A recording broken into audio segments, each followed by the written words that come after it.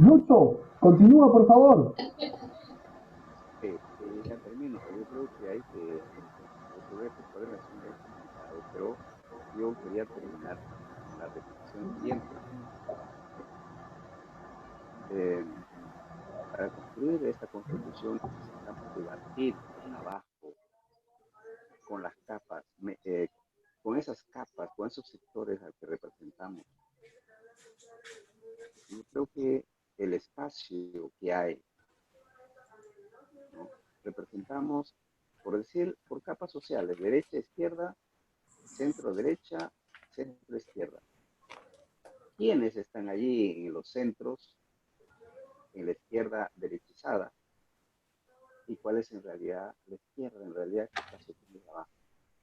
En el sur del país, ¿por qué no encajan, por ejemplo, los moraditos, los delicaditos? ¿Por qué no encajan? ¿Por qué la gente que tiene una cultura, digamos, más andina, amazónica, le escucha con mucha cortesía, pero en realidad no está hablando lo que quiere ese ciudadano? En este evento sería interesante que conversemos sobre este encuentro intercultural No sé dónde está. y hacer, ¿Alguien lo ha dejado o a está ver, allá? Yo no lo tengo ahorita. de la forma como hacemos para construir este país de todas las naciones que existe en el Perú. Ese es un tema, una tarea que está pendiente. Nos hemos traído eh, ideas muy interesantes eh, eh, para seguir discutiendo sobre los problemas, cómo llegar a la luna, por ejemplo,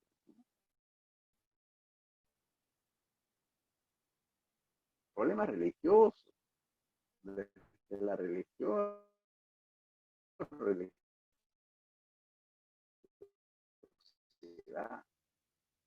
Los siempre adoraban, se han metido en la cabeza de tal manera de que todo el mundo creemos en nuestras propias creencias y estamos allí, en realidad, atomizados y dogmatizados con el opio de la vida de todos los días.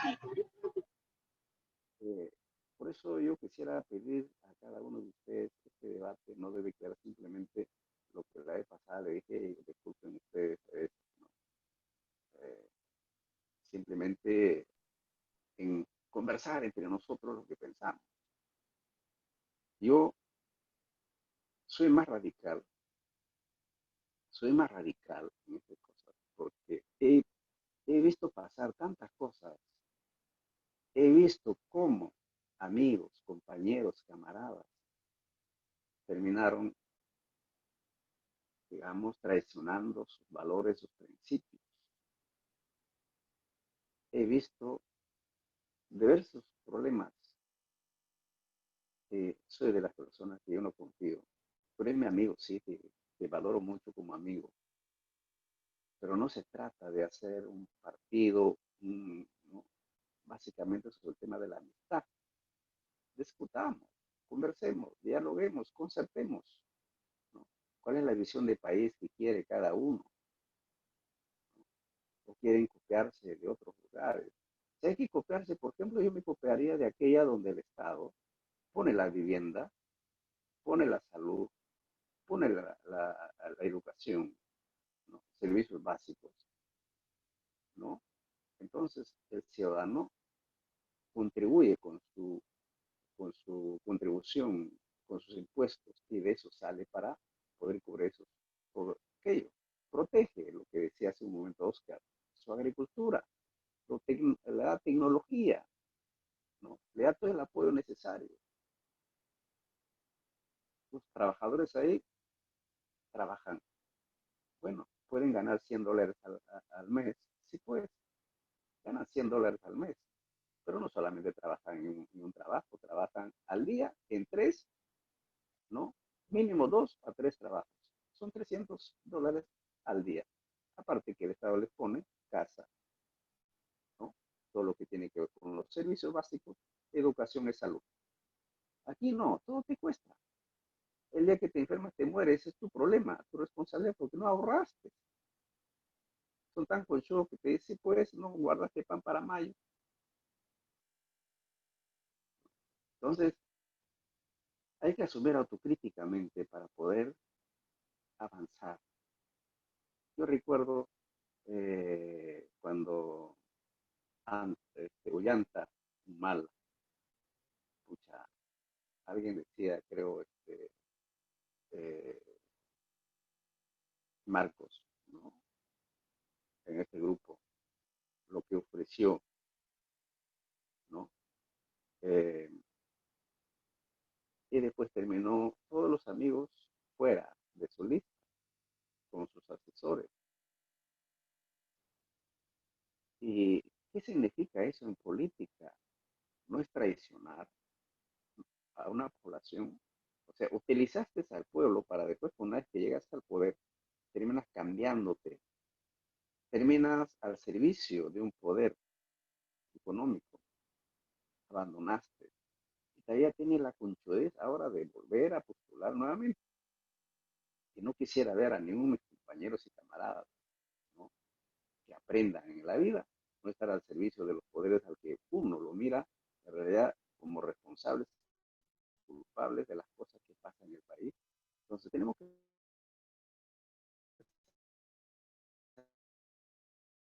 deslindar. Lógicamente, es un país con una visión de largo plazo y una constitución. No podemos hacerlo solamente para 20 años, 30 años, necesitamos una constitución para 150 años. Y creo que ese debate, yo les invito. Yo recuerdo que Oscar también participó, estamos avanzando, vamos a iniciar ahora a discutir a, a los objetivos constitucionales.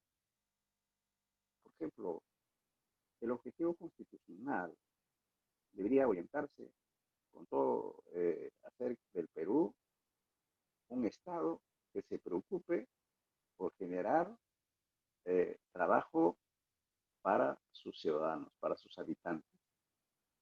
Debe ser obligatorio que el Estado se preocupe por dar trabajo a sus ciudadanos.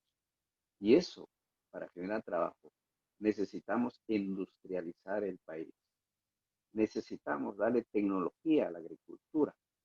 Necesitamos nuevas formas tecnológicas para aprovechar los ríos, las lagunas, las cochas.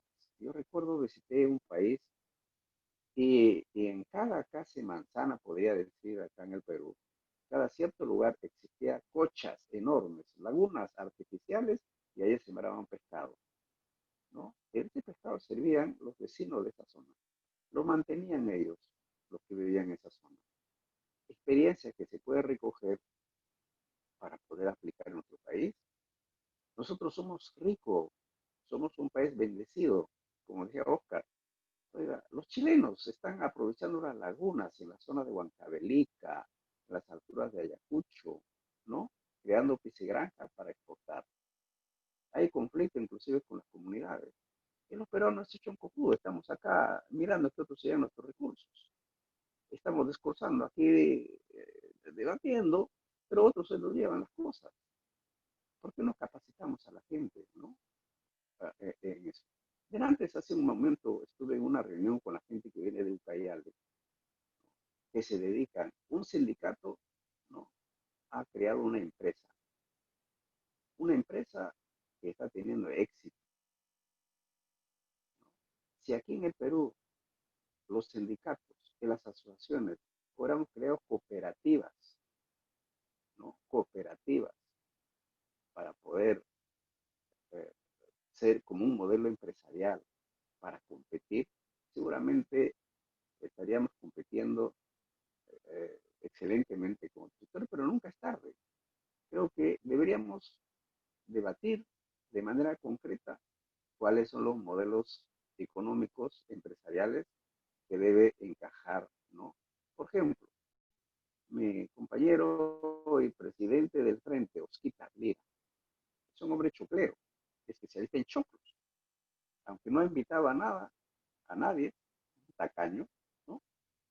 Pero se pudiera organizar una cooperativa allá en Áncash de todos los chocleros, ¿no? Seguramente tendría una cadena de distribución de pequeñas bodegas ¿no? Aliado con los paperos que, que cultivan papa, habas, es decir, todo lo que es verdura, en Lima centros de distribución. ¿Para qué tienen que llevar al mercado Santa Anita? ¿No? Estos sindicalistas en Ucayali, ¿no? Han creado trucha, perdón, paiche y doncella. ¿Qué están creando? Están estableciendo cadena de destrucción en Lima. Entonces, nosotros tenemos que no solamente ser dirigentes, sino también tenemos que tratar de que la gente abra los ojos. Existen oportunidades, ¿no? Pero no solamente la gente vive de la filosofía del debate que estamos aquí haciendo, que es muy importante, pero también tenemos que tratar de que la gente empiece a avanzar.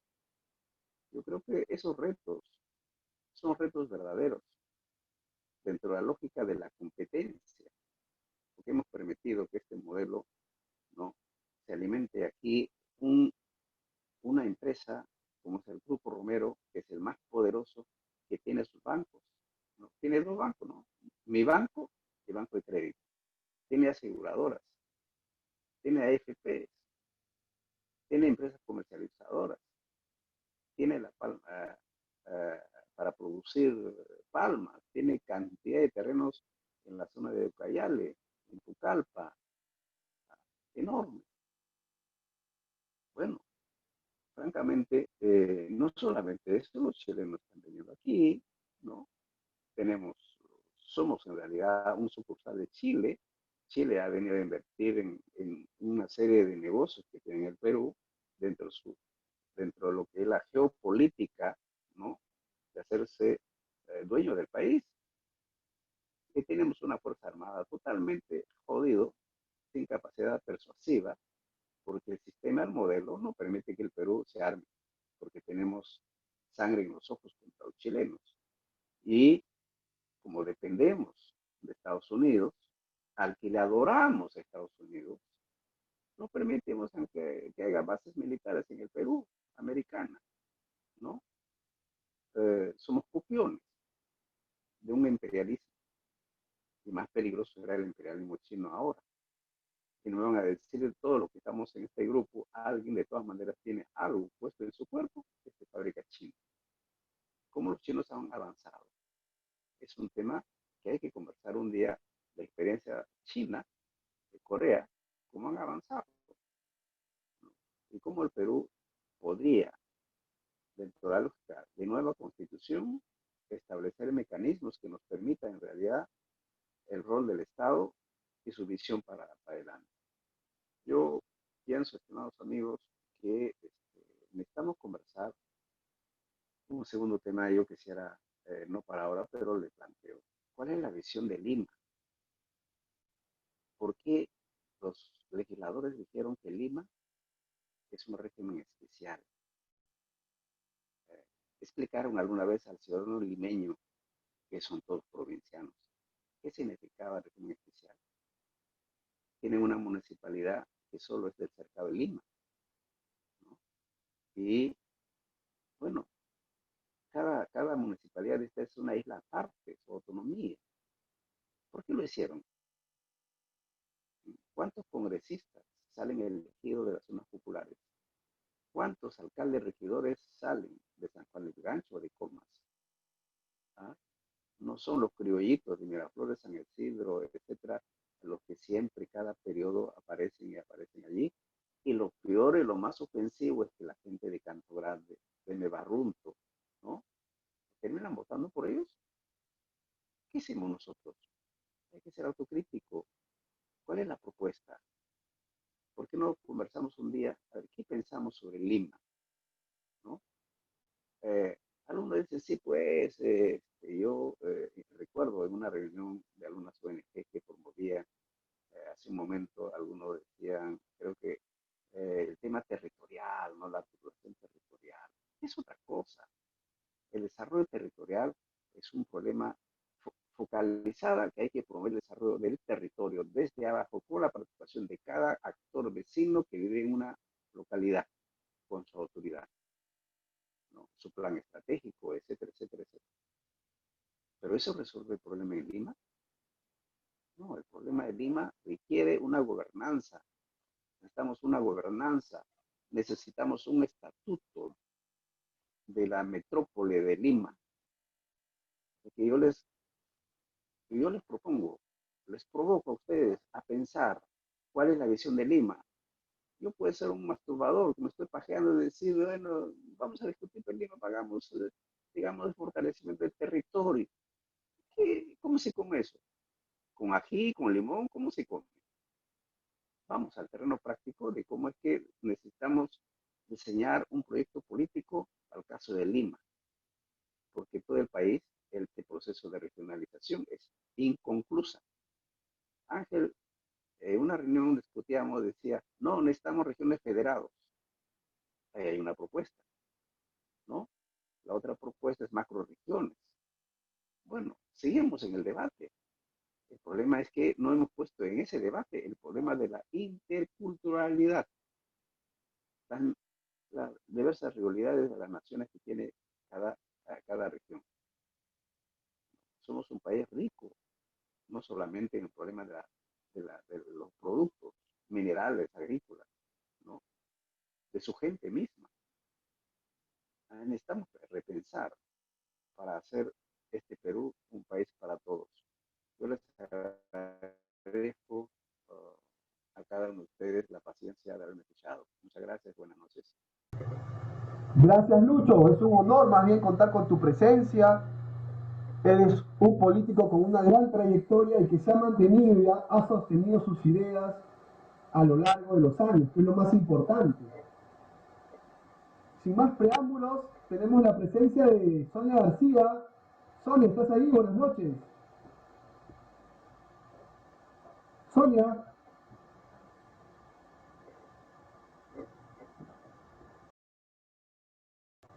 Sonia, ¿estás ahí? Sonia, buenas noches. Buenas noches. Sonia, ¿podrías prender tu audio, tu cámara, por favor? Buenas noches. Quieren que prenda mi cámara. Va a salir todo el restaurante. Buenas noches. Mil disculpas, estoy en una reunión.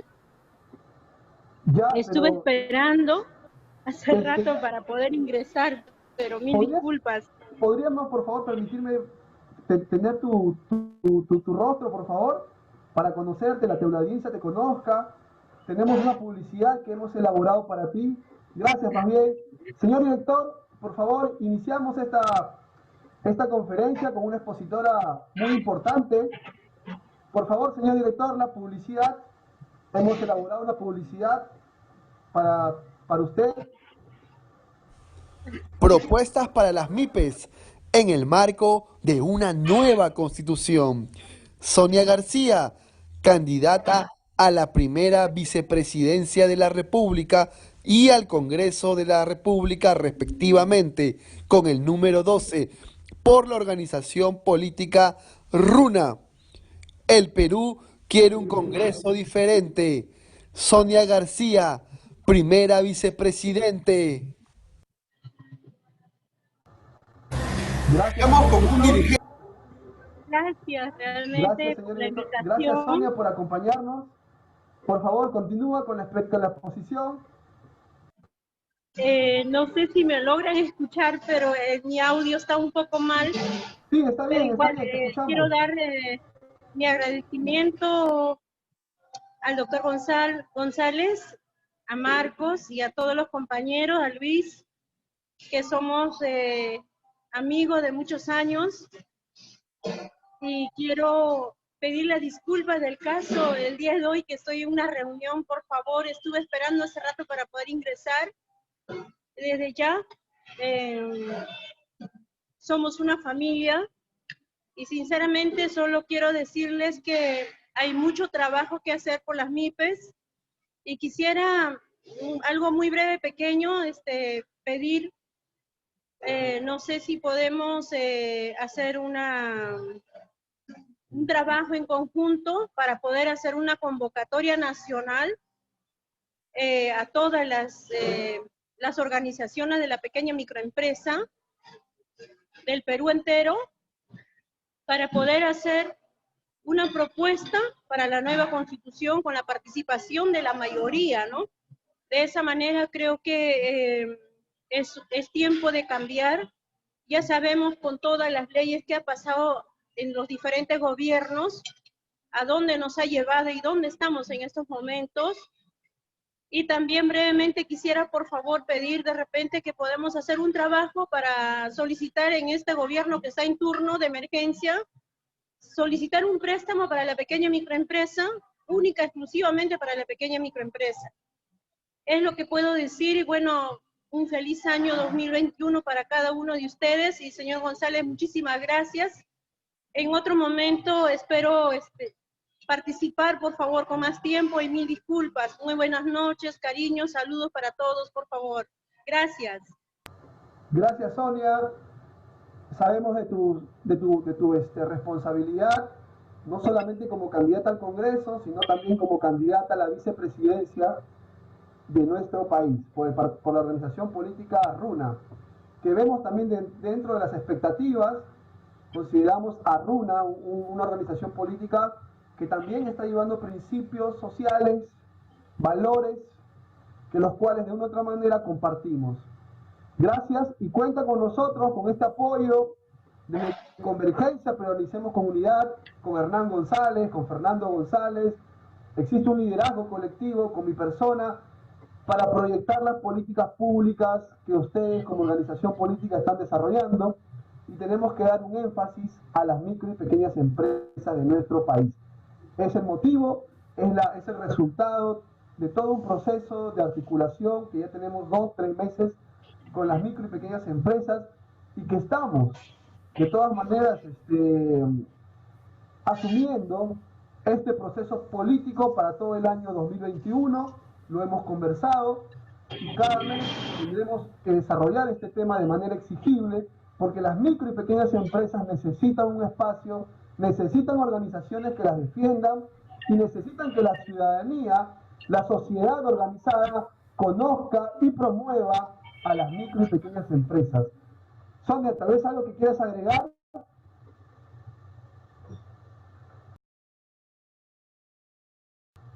Tu audio, Sonia, discúlpame. Gracias. Bueno, continuamos la conferencia con con nuestros expositores, Hernán González. Doctor Hernán González, buenas noches. Gusto de tenerlo acá con nosotros. Muy buenas noches. Muchas gracias, Camilo. Muy interesante todas las intervenciones que se han realizado. Saludar al compatriota Oscar Lira, a Marco Antonio, a Lucho Valer, a Sonia García, deseándole éxitos. Bueno, empezaré diciendo lo siguiente. Un tema central que nosotros tenemos que definir es hacia este cambio constitucional, básicamente tiene que ver con dos aspectos fundamentales, que ya lo ha señalado Oscar y la cual comparto, en el sentido siguiente.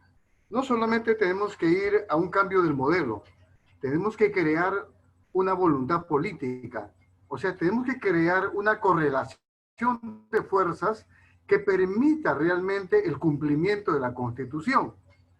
Eso significa voluntad política, significa crear poder popular constituyente.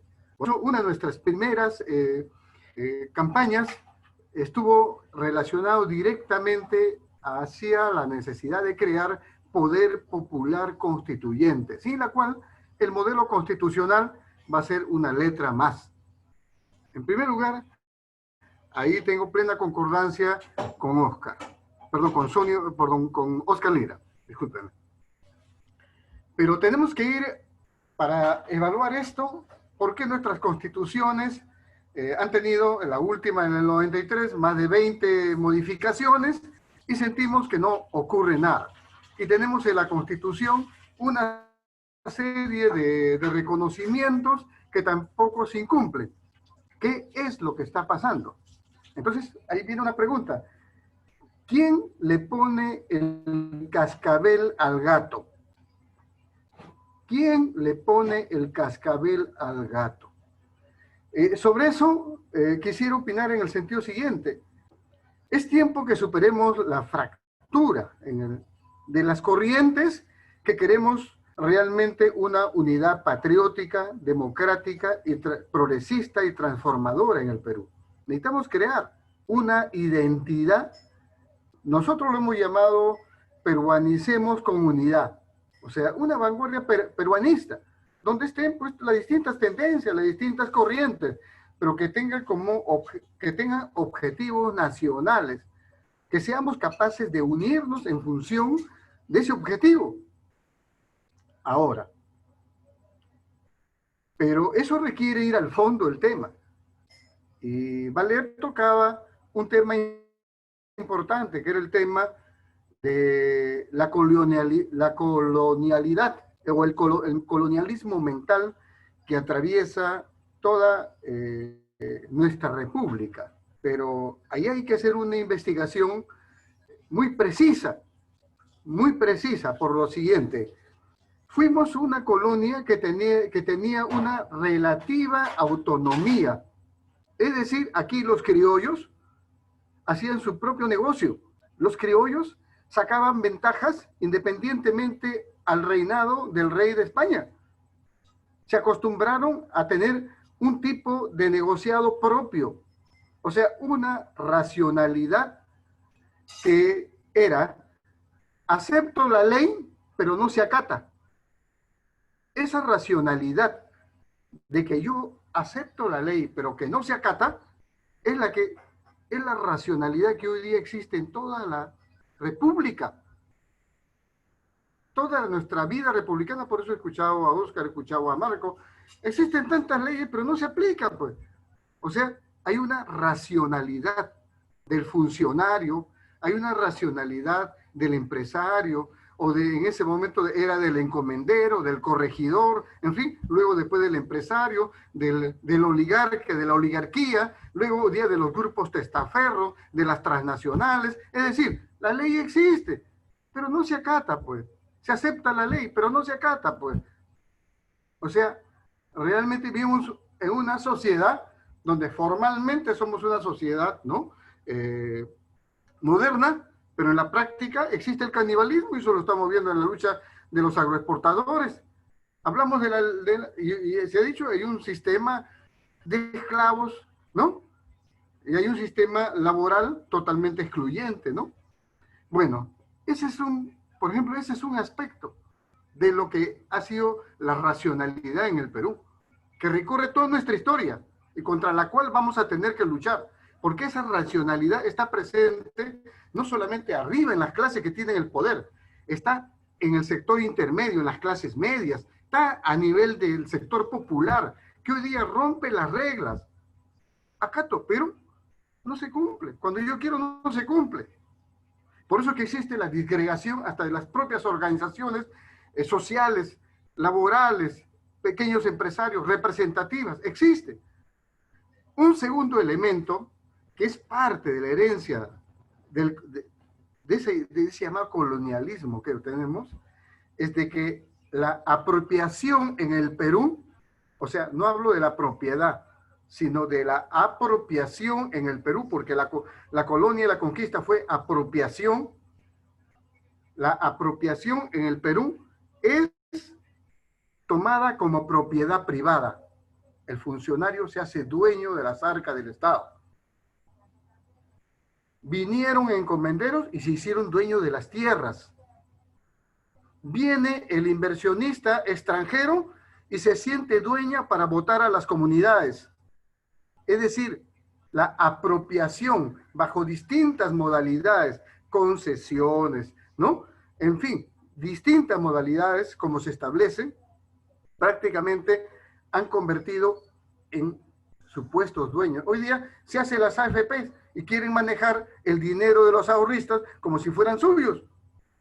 Es decir, existe una racionalidad basada en que la apropiación se convierte en propiedad privada. Y de eso se ha hecho la riqueza en el Perú. Y otro elemento de la racionalidad es que los grupos que han tenido el poder en el Perú o han logrado acceder al poder en el Perú, inicialmente lo hicieron a través de lo que eran pues las llamadas, ¿cómo se llama? Caudillos militares. Luego pasamos a los golpes de Estado.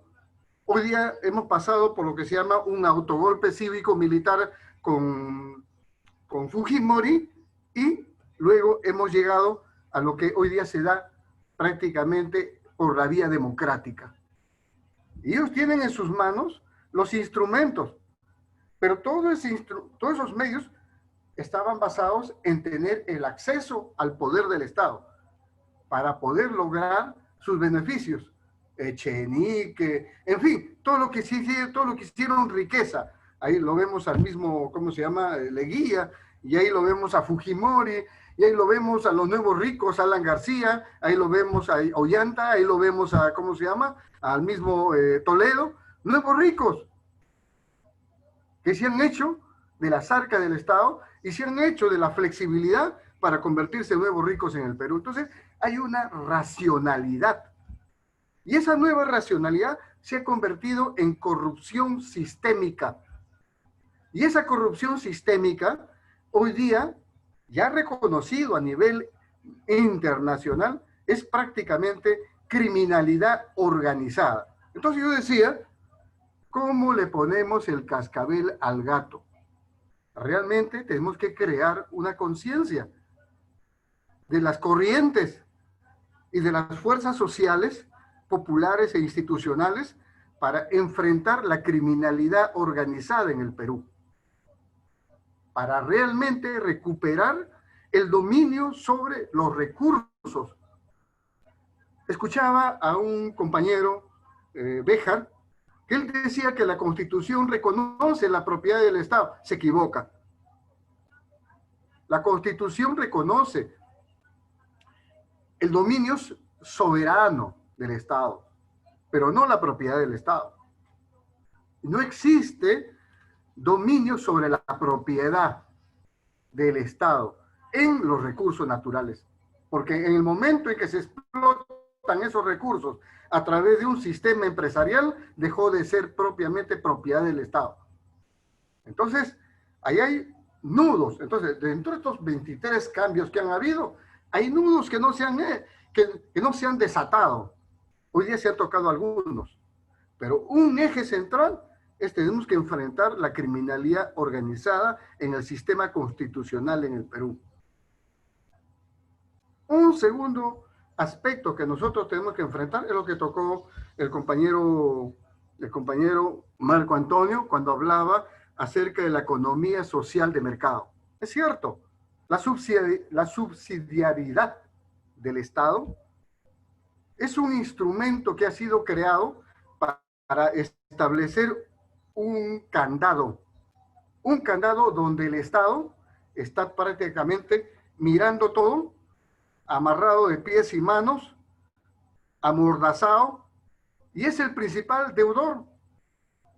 Honra sus deudas el Estado, cumple sus normas el Estado, cumple sus leyes el Estado, cumple con sus obligaciones el Estado, reconoce en educación, que es obligación importante del Estado, el empleo, pero cumple. El Estado es el principal abusador, incumplidor, prácticamente. ¿Y quién sanciona a esos funcionarios, a esas autoridades, que asumen el poder del Estado? Entonces, ahí prácticamente tenemos que sancionar con el primer nivel de sanción, que significa la corrupción sistémica en el Perú. Todo aquel que incumple está dentro de esa ubicación. No puede haber otro tipo de identificación del presidente, de sus altos funcionarios, de sus ministros, de sus altos representantes a nivel de gerencias. Ellos no pueden incumplir deudas con los trabajadores, incumplen la municipalidad de sus obligaciones de pagos por años y años y años, y dispone los recursos del Estado. Hay presupuestos que nunca se cumplen, que hacen transferencias como se les antoja, hacen lo que quieren y dañan vidas de todos, de los ciudadanos y de los trabajadores. Entonces, eso, ¿cómo se identifica? Está identificado aquel que asume la responsabilidad en el Estado. La Constitución debe sancionar a ellos incorporándolos dentro de la criminalidad organizada porque son parte de la corrupción sistémica. Otra cosa es el corrupto que prácticamente que hace pequeños sobornos. Bueno, tendrá pues dentro de la ley penal su identificación, pero que aquel que actúa dentro de un sistema del Estado necesariamente debe ser identificado como tal. Entonces, ahí vamos a ver. Entonces, si tenemos la fuerza, tenemos la representación y tenemos una constitución que permite identificar eso, correcto. El Estado. Hoy día, si vemos la Constitución, nosotros desde nuestra Constitución de 1823, que es una de las más articuladas que hemos tenido, hasta la última del 93, el Estado prácticamente estuvo siempre descolocado. Las corrientes liberales que trataron de ser corrientes, se supone que recogían el progresismo del mundo, estuvieron descolocados. Si analizamos prácticamente lo que dije en una exposición que hubo, también me invitó Lucho Valer, respecto al problema en dónde nos encontramos. Esa Constitución de 1823 estaba en el siglo XIX, habíamos pasado el siglo XVIII, estábamos en la era de la revolución industrial, estábamos en el periodo de la gran industria y estábamos discutiendo un modelo fisiocrático basado en la tierra, en la rentabilidad de la tierra, y la rentabilidad y el desarrollo del capital que hoy día se desarrolla en el mundo. Ya no está en la rentabilidad solo de la tierra, está en el desarrollo del capital y del alto desarrollo científico y tecnológico. Por lo tanto, tenemos que pensar que el Estado tiene que entrar a ese nivel. Hace unos momentos el compañero Lira, o el compatriota Lira, decía cómo Estados Unidos protege. Es cierto, protege, genera prácticamente un sistema subsidiario. Ellos dicen que no subsidian, pero subsidian, ¿no? Pero aparte de eso, ellos tienen una alta tecnología para desarrollar un nivel de productividad. Tienen un alto desarrollo tecnológico para incorporar prácticamente sus llamadas tecnologías de semillas mejoradas, ¿no? Lo que llamamos nosotros prácticamente los transgénicos. En fin, han desarrollado toda una serie de aspectos para poder invadir el mundo. Y nosotros, que tenemos la posibilidad, conforme también se decía, tenemos la mayor cantidad de pisos ecológicos, tenemos la mayor biodiversidad. Tenemos prácticamente las posibilidades de una farmacopea, de una alimentación que nos permite soberanía. Nosotros, frente a eso, ¿qué desarrollamos? Entonces, el Estado tiene que entrar en ese nivel de envergadura. Entonces, tenemos que trabajar en un desarrollo que incorpore, lógicamente, elevar la capacidad productiva, tecnológica del sector de millones de micro y pequeños empresarios en el país. Y eso no lo va a hacer, pues, el gran capital. Eso no lo van a hacer los especuladores y testaferros que tenemos en el Perú. Eso no lo van a hacer los corruptos que toman el control del aparato del Estado y el aparato político. Eso lo tiene que hacer una nueva clase dirigente que dentro del Estado tenga que hacer justamente colocarnos a la vanguardia, a la altura. O sea, nuestro desarrollo endógeno, endocéntrico, tiene que ser cosmopolita, civilizador. Y tenemos que colocarnos a la altura para poder alcanzar necesariamente la escala que nos corresponde y poder, por lo tanto, entrar al mundo en nuevas condiciones. Yo recuerdo cuando estaba el tiempo de Velasco Alvarado, llegaron las delegaciones del Asia. Las